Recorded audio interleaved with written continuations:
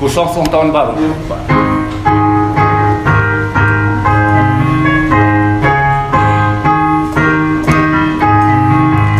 Kusongsong tahun baru dengan permohonan agar sepanjang tahun ku dibimbing Tuhan.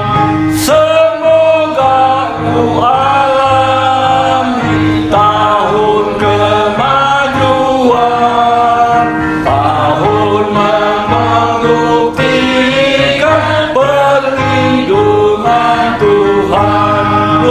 Semoga tahun ini membawa kemuliaan. Amin.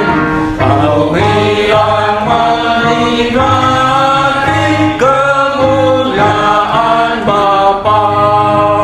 Aku sepanjangnya penuh keyakinan, bersandarkan kasih-Nya tenang serta Tuhan. Tiga. Tahun penuh bersaksi tentang kasih Bapa, berlatih dan melayani kemahdi surga.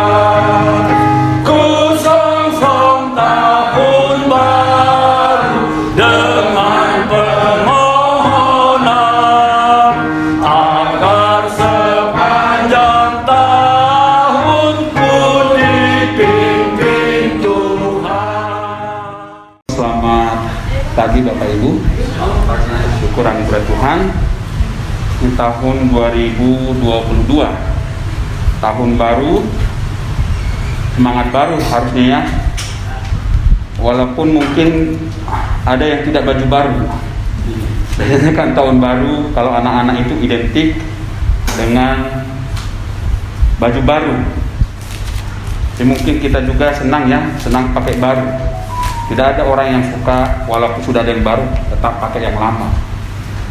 Dan saya bersyukur tahun 2022 ini kita diantarkan Tuhan, bahkan sudah memasuki hari yang ke-10 atau 11 ini? 9 ya. Jadi kita bersyukur anugerah Tuhan, kita boleh sehat dan bahkan kita boleh ada di rumah Tuhan. Kalau Tuhan mengizinkan kita sampai memasuki tahun 2022, ada maksud Tuhan bagi hidup kita. Ada rencana Tuhan yang indah yang masih Tuhan mau supaya kita melakukannya dalam kehidupan kita, supaya kita terlibat dalam setiap rencana-rencana yang Tuhan sudah sediakan bagi kita. Bukan berarti kita tidak merencanakan hidup kita. Ada mungkin yang sudah merencanakan tahun 2022 ini akan melakukan ini, itu. Itu baik. Kita diberikan akal budi, diberikan hikmat untuk merencanakan hidup kita. Karena Allah itu juga Allah yang berencana. Ya, dari sejak awal manusia jatuh dalam dosa sudah direncanakannya bagaimana manusia itu dapat diselamatkan.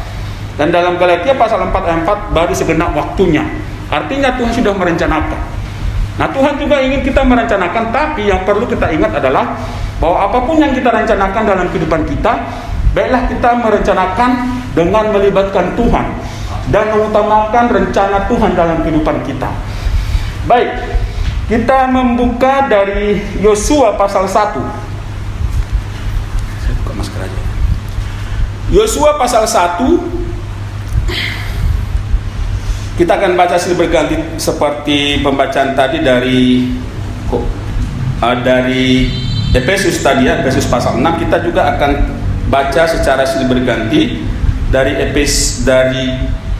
Yosua pasal 1 dari ayat 1 sampai dengan ayat yang ke-10. Memang kalau lembaga kita membuat atau perikop ini sampai dengan ayat yang ke-18. Oke. Kalau sudah ketemu, kita akan baca silih berganti Yosua pasal 1 Kita mulai dari ayat 1. Saya akan membacakan ayat 1, Bapak Ibu membaca ayat 2, demikian silih berganti. Demikian firman Tuhan. Sesudah Musa hamba Tuhan itu mati, berfirmanlah Tuhan kepada Yosua bin Nun abdi Musa itu demikian. Hamba Musa telah mati, sebab itu bersiaplah sekarang, seberangilah sungai Yordan ini, engkau dan seluruh bangsa ini, menuju negeri yang akan diberikan kepada mereka, kepada orang Israel. Setiap tempat yang akan diinjak oleh telapak kakimu, kuberikan kepada kamu, seperti yang telah kujanjikan kepada Musa. Dari padang gurun dan gunung Libanon yang sebelah sana itu sampai ke sungai besar, yakni sungai Efrat, seluruh tanah orang Het, sampai ke laut besar di sebelah matahari terbenam, semuanya itu akan menjadi daerahmu. Seorang pun tidak akan dapat bertahan menghadapi engkau seumur hidupmu. Seperti aku menyertai Musa, demikianlah aku akan menyertai engkau. Aku tidak akan membiarkan engkau dan tidak akan meninggalkan engkau. Kuatkan teguhkanlah hatimu, sebab engkaulah yang akan memimpin bangsa ini memiliki negeri yang dijadikan dengan bersumpah kepada nenek moyang mereka untuk diberikan kepada mereka. Hanya kuatkan dan teguhkanlah hatimu dengan sungguh-sungguh. Bertindaklah hati-hati sesuai dengan seluruh hukum yang telah diperintahkan kepadamu oleh hamba Musa. Janganlah menyimpang ke kanan atau ke kiri, supaya engkau beruntung kemanapun engkau pergi. Janganlah engkau lupa memperkatakan kitab Taurat ini, tetapi renungkanlah itu siang dan malam, supaya engkau bertindak hati-hati sesuai dengan segala yang tertulis di dalamnya. Sebab dengan demikian perjalananmu akan berhasil dan engkau akan beruntung. Bukankah telah kuperintahkan kepadamu, kuatkan dan teguhkanlah hatimu? Janganlah kecut dan tawar hati, sebab Tuhan Allahmu menyertai engkau kemanapun engkau pergi. Lalu Yosua memberikan kepada pengatur pasukan bangsa itu kata-katanya, Jalanilah seluruh perkemahan dan perintahkanlah kepada bangsa itu demikian. Sediakanlah bekalmu, sebab dalam 3 hari kamu akan menyeberangi sungai Yordan ini untuk pergi menduduki negeri yang akan diberikan Tuhan Allahmu kepadamu untuk diduduki. Demikian kita berdoa. Bapa surgawi, kami bersyukur Tuhan untuk firman-Mu yang sudah kami bacakan. Tolong kami untuk mengerti apa yang Tuhan kehendaki melalui firman Tuhan yang baru kami bacakan. Berikan pengertian dan berikan juga kemampuan bagi kami, bukan hanya untuk mendengar, tapi juga untuk melakukan dan menerapkannya dalam kehidupan kami sehari-hari. Tuhan, menjauhkan hal-hal yang mengganggu kami dalam pendengaran firman Tuhan. Biar kiranya kami fokus kepada makanan rohani, yaitu firman Tuhan yang akan kami santap dan hamba-Mu yang akan menyampaikannya. Tuhan memakai sehingga dapat berkata-kata sesuai dengan kebenaran firman Tuhan saja. Kami menyerahkan semua tangan-Mu firman Tuhan, karena kami sudah siap mendengarkannya. Di dalam nama Yesus Kristus kami berdoa. Amin. Dalam bacaan kita memang sangat jelas ya, ini ada pemimpin baru, suasana baru. Memang Musa dituntun atau dipimpin atau diperintahkan Tuhan untuk memimpin bangsa itu dari perbudakan di tanah Mesir. Dan sepanjang Musa memimpin, ada hamba Tuhan juga yang ikut menyertai dia. Ya, memang ada juga abangnya, ada hamba-hamba Tuhan lain. Tapi yang mau kita lihat di sini adalah seorang pemimpin yang kelak akan memimpin menggantikan Musa, yaitu Yosua. Dari mana kita tahu bahwa Yosua ini menyertai Musa dalam memimpin bangsa Israel keluar dari tanah perbudakan ke tanah perjanjian? Dari ayat 1 sangat jelas. Sesudah Musa hamba Tuhan itu mati, berfirmanlah Tuhan kepada Yosua bin Nun abdi Musa itu. Abdi Musa artinya penolong, ya, taman sekerja dari Musa. Jadi Yosua ini sudah dipersiapkan oleh Tuhan. Yosua juga menjadi salah seorang yang memiliki iman bahwa mereka akan memiliki tanah perjanjian itu bersama dengan Kaleb. 10 utusan atau perwakilan lainnya mereka kecut, mereka takut oleh karena orang-orang yang mereka temui di tanah perjanjian itu adalah orang-orang yang besar. Tapi Yosua dan Kaleb mereka bersungguh-sungguh mengimani bahwa Tuhan sanggup menyerahkan tanah perjanjian itu kepada mereka. Dan dalam perikop ini kita membaca bahwa Musa, pemimpin yang selama ini memimpin bangsa Israel itu menuju ke tanah perjanjian, telah mati. Maka kita melihat di sini ada pemimpin baru. Dan pemimpin baru ini dipilih oleh Tuhan. Dan kita juga sekarang ini memasuki tahun baru, tahun 2022. Seperti saya katakan tadi bahwa ketika Tuhan mengizinkan kita melangkahkan kaki kita di tahun 2022 ini, ada rencana Tuhan, ada maksud Tuhan dalam kehidupan kita. Sama seperti si Yosua ini, ada rencana Tuhan yang Tuhan mau sampaikan, yang Tuhan mau Yosua melakukan dalam kehidupan ini. Dan kita melihat di sini bagaimana kita menjalani tahun 2022 ini. Seperti Tuhan memerintahkan Yosua dan memilih Yosua menjadi pemimpin baru, demikian juga kita dalam kehidupan kita.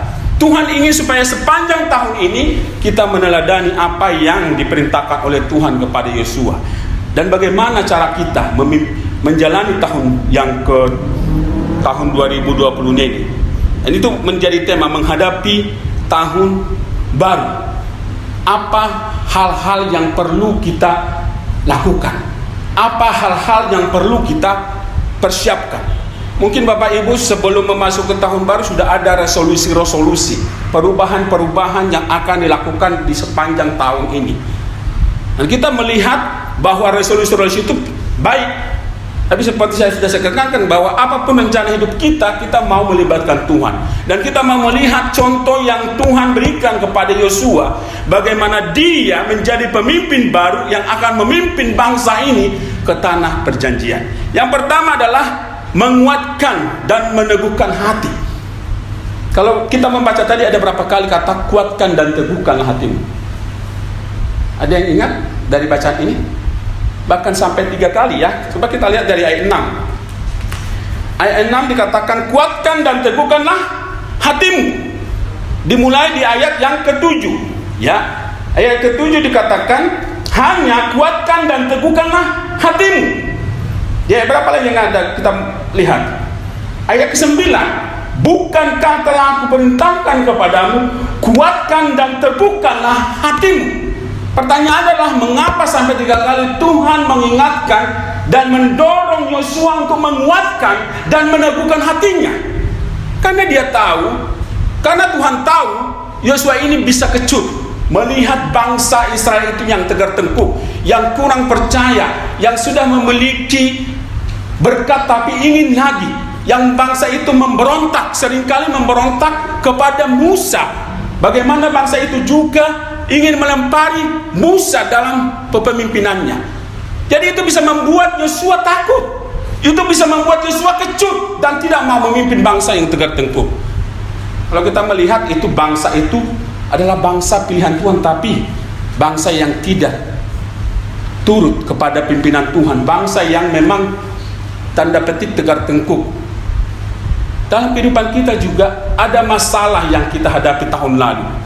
Yosua sudah melihat bagaimana bangsa itu, dan itu menjadi masalah bagi dia juga ketika dia akan memimpin bangsa itu, yaitu bangsa yang tegar tengkuk. Karenanya Tuhan ingin supaya Yosua ini menguatkan hatinya dan meneguhkan hatinya, bahkan ada kata sungguh-sungguh dalam menjalani tahun 2022 ini. Kita harus menguatkan hati kita, menguatkan iman kita. Tahun 2020 Covid mulai berjalan tahun 2020 ya, walaupun mulai di Wuhan tahun 2019, makanya disebut namanya Covid-19, tapi sampai ke Indonesia tahun 2020. Bahkan sepanjang tahun 2020, 2021, bahkan tahun ini juga kita selalu diberitakan berita-berita yang menakutkan. Ya, sekarang ini ada muncul kok varian Omikron yang membuat orang makin takut juga. Tidak bisa bebas seperti dulu, dan itu membuat kita kecut. Bukan hanya Omikron, bisa juga pekerjaan yang selama ini kita bekerja dengan baik, kita kehilangan pekerjaan oleh karena situasi. Kita tidak tahu apa yang terjadi tahun 2022. Mungkin juga lebih susah dari tahun-tahun sebelumnya. Kita tidak tahu. Apapun yang terjadi, Tuhan mau supaya kita menguatkan iman kita, menguatkan kepercayaan kita kepadanya. Kenapa? Karena Tuhan menyertai, karena Tuhan memimpin. Bahkan kata-kata yang sangat menghibur, yang mendorong kita, di ayat yang kelima dikatakan, seorang pun tidak akan dapat bertahan menghadapi engkau seumur hidup.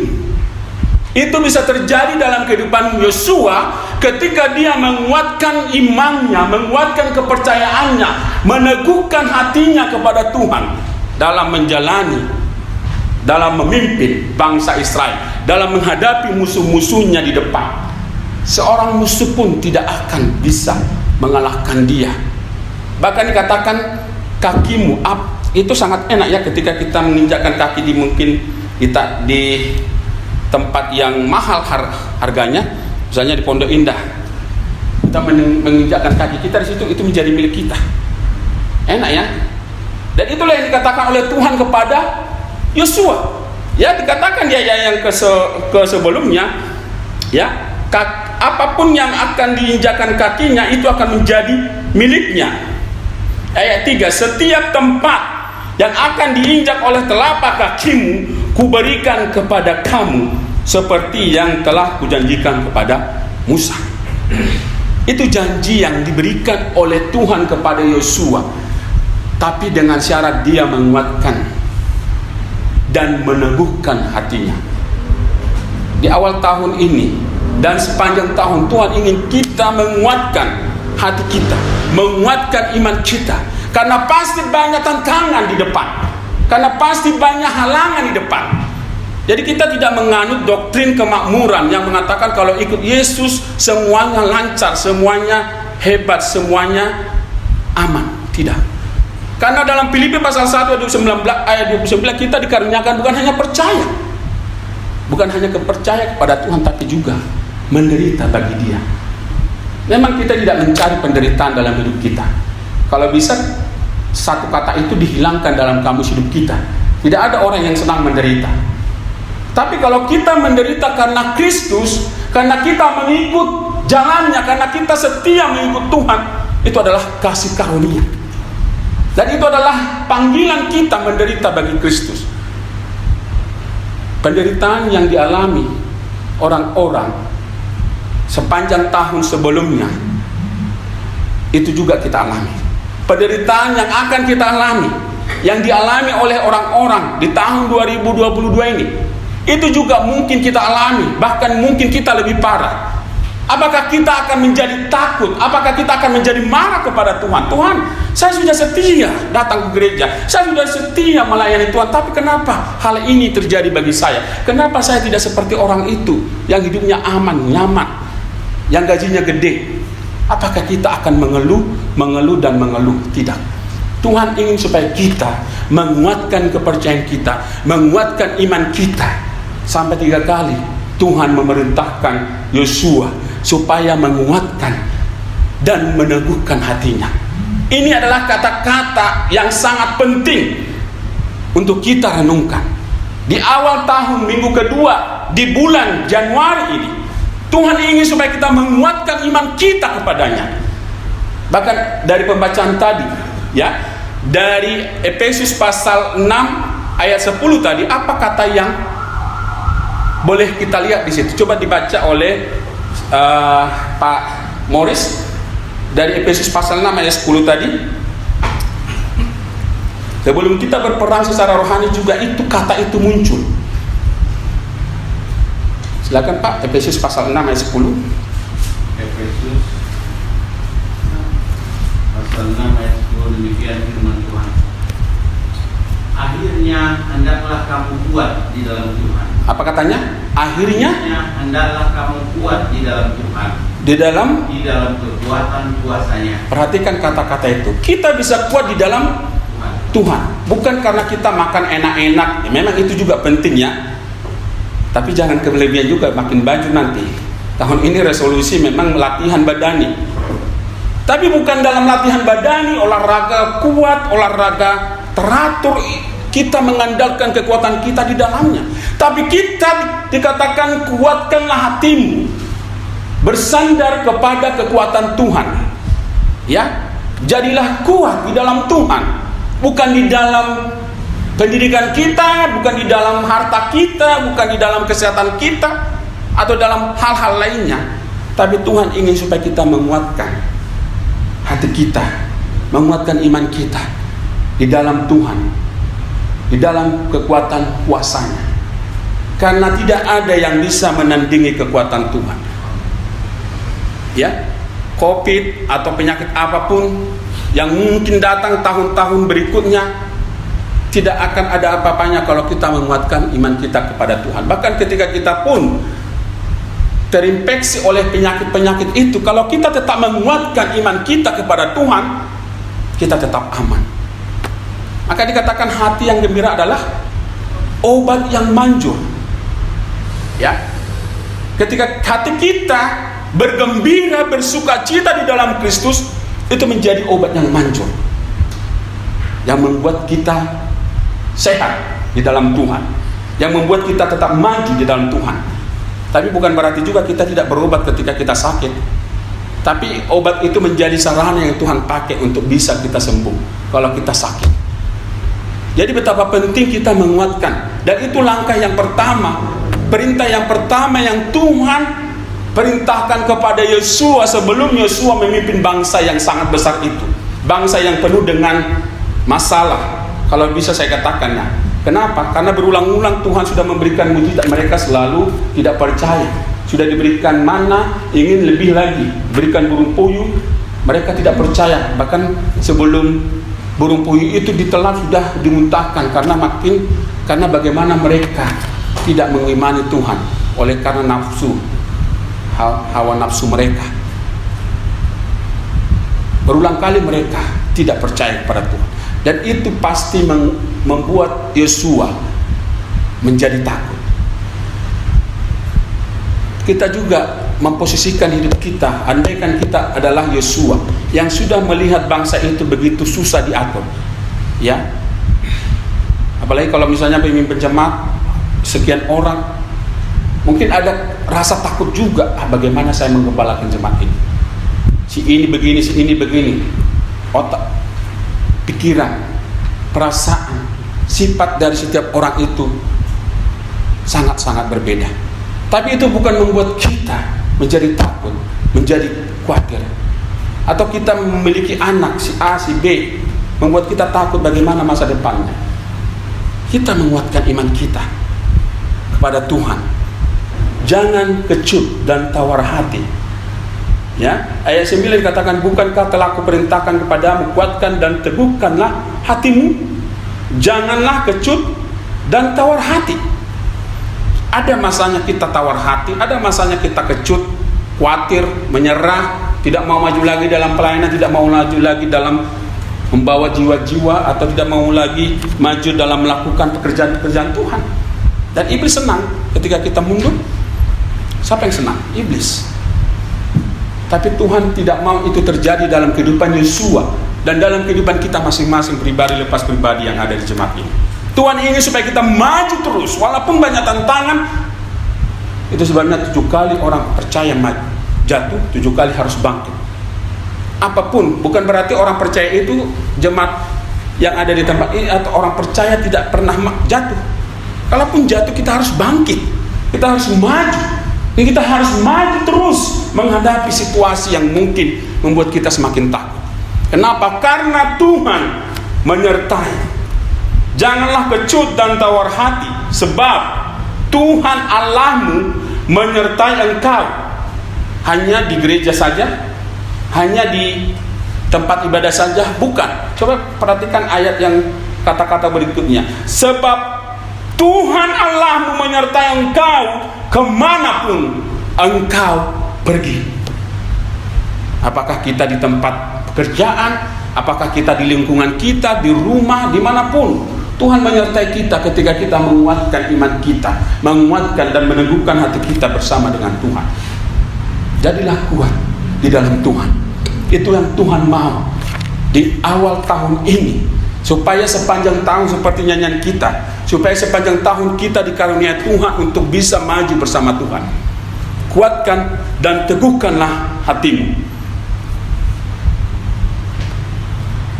Apa yang terjadi dalam tahun 2021 itu bukan mungkin sesuatu hal pengalaman yang membuat kita sedih, membuat kita ingin mundur. Tapi seperti Paulus yang sudah dikutip tadi, melupakan apa yang di belakangku. Apa yang terjadi tahun-tahun sebelumnya kita lupakan. Jangan kita mengingat. Ketika kita mengingat-ingat itu membuat kita menjadi beban. Sedangkan dalam Ibrani kita disuruh menanggalkan semua beban dan dosa yang begitu merintangi kita. Itu bisa membuat kita tidak maju ketika kita mengingat kegagalan, kesusahan, penderitaan di tahun sebelumnya. Aku melupakan apa yang di belakangku dan mengarahkan diri apa yang di hadapanku. Mengarahkan diri kepada apa yang di hadapan kita. Di hadapan kita masih banyak rencana-rencana Tuhan. Di hadapan kita masih banyak hal-hal yang ingin kita lakukan, yang Tuhan ingin kita lakukan bersama dengan Dia. Itu yang pertama. Menghadapi tahun 2022, sepanjang tahun kita ingin menguatkan hati kita, meneguhkan hati kita dengan sungguh-sungguh di dalam Tuhan. Dan yang kedua, tips atau langkah-langkah yang diberikan Tuhan kepada Yosua untuk memimpin bangsa itu adalah yang kedua dikatakan di ayat sebelumnya, merenungkan firman Tuhan siang dan malam. Dari ayat 8 saya bacakan. Yosua pasal 1 ayat 8. Janganlah engkau lupa memperkatakan kitab Taurat ini, tetapi renungkanlah itu siang dan malam. Renungkan firman Tuhan siang dan malam. Mungkin kita selama tahun 2021 hanya di gereja aja mungkin buka Alkitab. Tapi Tuhan ingin supaya sepanjang tahun, emang di Madin sana ya, di majalah dinding ada bacaan Alkitab setahun. Kita boleh ikut. Apakah kita sudah mengikuti itu atau sudah menyelesaikan, atau kita sering bolong-bolong? Bisa iblis memakai kesibukan kita untuk tidak datang kepada Tuhan, merenungkan firman Tuhan. Dan itu mungkin yang terjadi selama ini dalam kehidupan kita. Tapi Yosua diperintahkan renungkan firman Tuhan siang dan malam. Bagaimana cara merenungkan firman Tuhan siang dan malam? Apakah kitab ini kita baca, renungkan di tempat kerja kita, ketika kita di mobil, ketika kita belanja? Bukan seperti itu caranya. Kita bisa merenungkan firman Tuhan ketika kita membaca firman Tuhan di rumah, kemudian ada yang kita ingat, bahkan kalau bisa, memang harus kita menghafal ayat-ayat firman Tuhan. Kenapa? Karena itu yang Tuhan pakai dalam melawan setiap godaan-godaan iblis. Kita sudah membaca dari Efesus pasal 6. Salah satu senjata peperangan kita dalam menghadapi peperangan rohani apa? Ada pedang. Pedang roh, yaitu firman Tuhan. Ya, firman Tuhan yang kita boleh pakai. Memang dalam peralatan-peralatan itu, dalam perlengkapan-perlengkapan itu ada peralatan untuk bertahan. Ya, ada perisai iman, ada ketompong keselamatan, ada ikat pinggang, baju jirah. Itu semua peralatan-peralatan untuk bertahan. Tapi seperti pemain bola atau olahragawan ya, di sini ada Pak Maurits yang pelatih gulat, atau kalau hanya bertahan pasti apa? Kapan menangnya? Kalau hanya bertahan, harus ada waktunya kita harus menyerang. Jadi kalau perlengkapan kita untuk menyerang setiap serangan ini bisa apa? Pedang roh, yaitu firman Tuhan. Bagaimana caranya supaya pedang roh itu ada di dalam hati kita? Kita merenungkan. Kita hafalkan firman Tuhan. Dalam Mazmur pasal yang ke-119 ayat 9 dikatakan, dengan apakah seorang muda mempertahankan kelakuannya bersih? Itu pertanyaan. Jawabannya, dengan menjaganya sesuai dengan firman Tuhan. Sesuai dengan firman. Kita bisa mempertahankan kelakuan kita bersih ketika kita merenungkan firman Tuhan.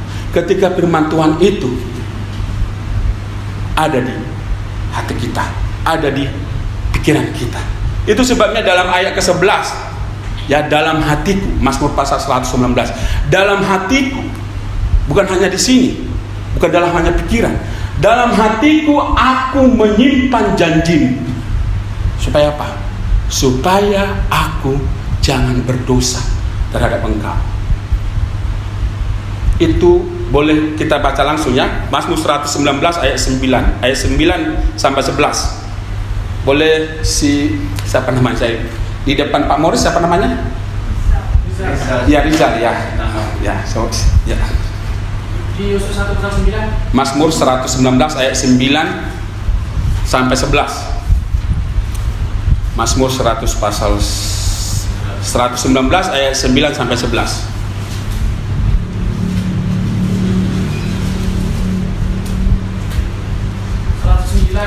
119 ayat 9 sampai 11. Mazmur 119 ayat 9 sampai 11. Dengan apakah seorang muda mempertahankan kelakuannya bersih, dengan menjaganya sesuai dengan firman-Mu. Dengan segenap hatiku aku mencari Engkau. Janganlah biarkan aku menyimpang dari perintah-perintah-Mu. Dalam hatiku aku menyimpan janji-Mu, supaya aku jangan berdosa terhadap Engkau. Ya. Kalau si Rizal mungkin menjaga kegantengannya mungkin pakai obat-obatan, ya. Kalau misalnya ibu-ibu kecantikan, ada makanya ada skincare, beauty care atau apalah namanya. Ya, orang berjuang untuk menjaga sehat. Itu baik kalau kita bisa. Tapi bukan itu yang utama, ya. Dengan apakah seorang muda? Seorang muda artinya orang muda. Tapi aplikasinya bukan hanya bagi orang muda, tapi bagi kita semua. Dengan apakah seorang muda menjaga, ya, mempertahankan kelakuannya bersih? Dengan apa? Dengan firman Tuhan. Tubuh kita bisa kita jaga dengan sabun, ya, dengan sampo untuk rambut, dengan yang lain-lain. Tapi itu untuk jasmania. Untuk rohani kita apa? Firman Tuhan. Itu sebabnya Tuhan Yesus teladan kita sanggup melawan setiap godaan iblis. 3 kali Yesus dicobai, 3 kali Yesus menang karena dia mengingat, karena dia menghafal firman Tuhan. Dan kita tahu, iblis musuh kita itu yang harus kita perangi itu juga bukan orang bodoh. Kenapa? Karena dia juga hafal firman Tuhan, tapi salah mengaplikasikan, salah menafsirkannya. Kalau kita membaca Matius pasal 4, ketika iblis menggodai Yesus, iblis selalu mengatakan ada tertulis, ada tertulis, ada tertulis. Yang berarti apa? Iblis itu tahu firman Tuhan. Jadi kita harus lebih pintar dari iblis. Dan itu yang terjadi kepada Adam dan Hawa. Memang si Hawa yang digoda. Iblis tahu, dia memutarbalikkan firman Tuhan sehingga si Hawa tergoda. Demikian juga kita. Kita harus tahu firman Tuhan, bukan hanya tahu tapi mengaplikasikan dengan benar. Iblis itu tahu firman Tuhan tapi tidak mengaplikasikan dengan benar, bahkan menggoda dan mencobai Tuhan Yesus. Nanti boleh dicek dalam Matius pasal 4. Iblis lalu memulai cobaannya dengan ada tertulis, ada tertulis, ada tertulis. Tapi Yesus juga tidak mau kalah, dia mengatakan ada tertulis. Yesus mengutip firman Tuhan juga dan mengaplikasikannya dengan benar. Berbeda dengan iblis, dia tahu firman Tuhan tapi tidak diaplikasikan, salah tafsir. Dan banyak orang yang salah tafsir kepada firman Tuhan. Itu sebabnya kita harus belajar firman Tuhan, bukan hanya di gereja setiap hari. Tadi pagi ada yang renungan, kita mungkin pakai renungan. Kalau Bapak Ibu mungkin pakai yang di Mading itu juga bagus. Tapi kalau Bapak Ibu bisa menginstal aplikasi Alkitab, dari sana juga ada renungan. Ya, renungan. Kalau renungan itu juga di sana ada bacaan Alkitab setahun. Memang di sana yang saya lihat itu beda ya Pak, urutannya. Kita mau pakai apa saja terserah, ya. Dan kita sudah memulai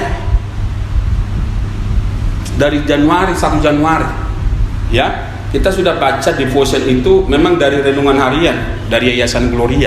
Nah, di sana sudah ada bacaan yang akan dibaca hari itu. Kemudian juga ada bacaan Alkitab setahun. Untuk hari ini Kejadian pasal 25 sampai 27. Sehingga kalau kita mengikuti itu setiap hari, Alkitab kita setahun begitu tebal bisa kita baca. Untuk memulai tidak usah juga panjang-panjang karena bisa membosankan dan akhirnya kita bisa menyerah. 3 pasal 1 ayat, 1 hari bisa sepanjang tahun kita ikuti. Di akhir tahun bulan Desember, 31 Desember 2020 kita menyelesaikan. Target kita bukan untuk menyelesaikan ini selesai, bukan. Bagaimana rohani kita diisi. Bapak Ibu, paling sedikit 3 kali makan sehari, benar ya? Ada sarapan, ada makan siang, ada makan malam. Itu untuk apa? Untuk jasmani kita yang kelihatan, untuk perut kita. Tapi untuk rohani dan jiwa kita harus beri makan juga paling tidak siang dan malam, seperti yang dikatakan oleh Tuhan kepada kepada Yosua. Siang dan malam. Itu tergantung pada kita, ada yang pagi, ada yang malam. Paling sedikit 2 kali. Bahkan kalau bisa ketika kita sarapan, makan jasmani, kita sarapan juga firman Tuhan. Supaya apa? Supaya rohani kita tidak kering, supaya rohani kita bertumbuh. Karena iman timbul dari pendengaran firman Tuhan. Pendengaran firman Tuhan, ketika kita membaca di keluarga kita silih berganti 1 ayat 1 orang. Tiap pasal kedua, pasal ketiga, 3 pasal. Iman kita bertumbuh. Rohani kita akan kuat. Itu sebabnya Tuhan memerintahkan Yosua, janganlah engkau lupa memperkatakan kitab Taurat ini, tetapi renungkanlah itu siang dan malam. Jadi ketika kita sudah menghafal firman Tuhan, walaupun kita di mobil, walaupun kita dalam perjalanan, kita mengulangi firman Tuhan itu di dalam hati kita. Itu caranya kita merenungkan. Jadi bukan kita bawa Alkitab kita kemana-mana, bisa nanti kita dikira orang gila atau mungkin menjadi batu sandungan bagi agama lain. Kita mengingat di hati kita. Dan ketika kita dalam perjalanan, ketika kita dimanapun, kita merenungkan, kita mengingat-ingat firman Tuhan itu sebagai senjata bagi kita untuk menyerang. Ketika iblis mengatakan ini, itu, kita sudah ada ayat untuk menyerang balik. Walaupun iblis tahu, tapi dia menyalahgunakan firman Tuhan. Kita harus tahu, lebih tahu dari iblis, supaya kita bisa mengalahkan dia. Kita ada senjata rohani, pedang roh, untuk melawan setiap godaan dalam kehidupan kita sepanjang tahun ini. Itu tips yang kedua. Yang pertama tadi, Tuhan ingin supaya Yosua kuat, Yosua teguh, menguatkan hatinya dalam memimpin bangsa Israel menuju ke tanah perjanjian. Dan yang kedua dikatakan tidak lupa memperkatakan, ya, merenungkan firman Tuhan siang dan malam. Ada yang sudah menghafal Mazmur pasal 1? Berbahagialah orang yang berjalan, berbahagialah orang yang tidak berjalan menurut nasihat orang fasik, yang tidak berdiri di jalan orang berdosa, dan yang tidak duduk dalam kumpulan pencemooh. Tetapi yang kesukaannya ialah Taurat Tuhan, dan yang merenungkan Taurat itu siang dan malam. Ada digambarkan ia seperti pohon yang ditanam di tepi aliran air. Itu sengaja ditanam, yang dia mendapatkan makanan rohani. Begitu indahnya Mazmur pasal 1 itu ketika kita merenungkan siang dan malam. Akan ada saatnya kita akan kering, kecewa. Tapi firman Tuhan seperti air yang mengalir di tepi aliran air. Kita akan mendapatkan makanan rohani. Kita akan mendapatkan penyegaran yang baru ketika kita datang kepada firman Tuhan. Inilah satu-satunya pedoman bagi hidup kita berjemaat. Pedoman bagi hidup kita dalam melakukan apapun dalam kehidupan kita. Ketika kita datang kepada firman Tuhan, kita tidak akan seperti orang bodoh, seperti orang pencemooh. Kita akan berbahagia. Ada orang mengatakan selamat berbahagia ketika wisuda, ketika menikahkan anak, ketika menikah dan sebagainya. Tapi kebahagiaan sejati ketika kita datang kepada firman Tuhan, siang dan malam kita renungkan. Ia seperti pohon yang ditanam di tepi aliran air, yang menghasilkan buahnya pada musimnya, dan yang tidak layu daunnya. Ini bukan pohon yang ini seperti ini. Tapi pohon yang ditanam itu akan berbuah, tidak akan layu. Kenapa? Karena selalu ada makanan-makanan yang baru. Walaupun musim kemarau, karena dia ditanam di tepi aliran air, airnya terus mengalir dan dia mendapatkan makanan-makanan. Walaupun pohon lain yang ditanam di tempat kering bisa layu, tapi orang yang merenungkan firman Tuhan siang dan malam, yang kesukaannya ialah Taurat Tuhan, dan yang merenungkan Taurat itu siang dan malam, akan tetap berbuah, tidak akan layu hidupnya. Tapi orang fasik seperti sekam, ya, bukan demikian orang fasik, mereka seperti sekam yang ditiupkan oleh angin, ya. Jadi hidup kita itu bisa bermakna ketika kita datang kepada firman Tuhan setiap hari, siang dan malam kita renungkan. Itu yang Tuhan mau dalam kehidupan kita sepanjang tahun ini. Kalau Bapak Ibu belum memulai, mari mulai, ya. Terserah mau pakai apa, mau pakai renungan harian, mau pakai santapan rohani. Kalau kita menginstal ini Alkitab, ya, yang gambarnya seperti ini, warna biru, di sini sangat jelas, ya.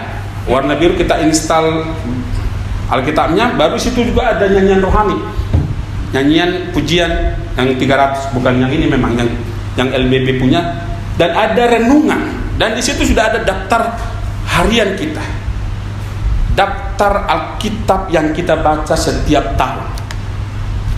Terserah mau yang pakai di mading, yang penting adalah kita harus mengisi rohani kita, jiwa kita dengan firman Tuhan setiap hari siang dan malam. Bukan hanya waktu di gereja, bahkan lebih parahnya kalau hanya waktu Natal buka Alkitab. Makanan rohani kita dari firman Tuhan.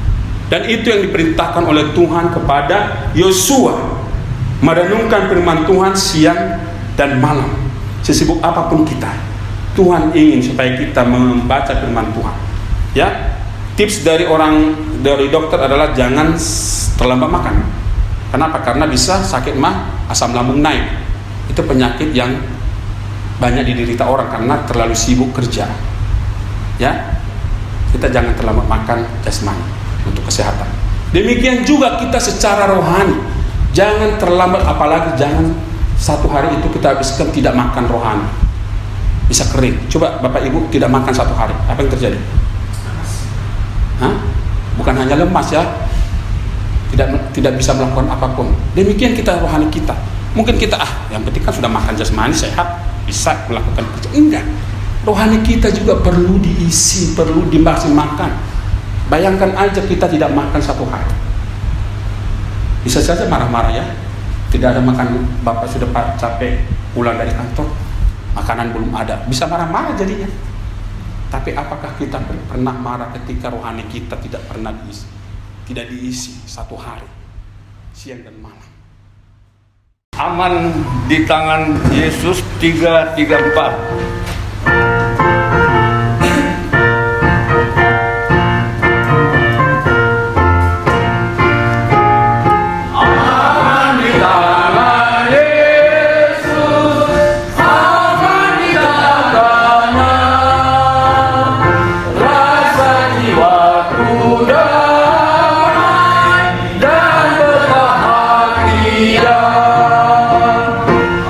Ayo karena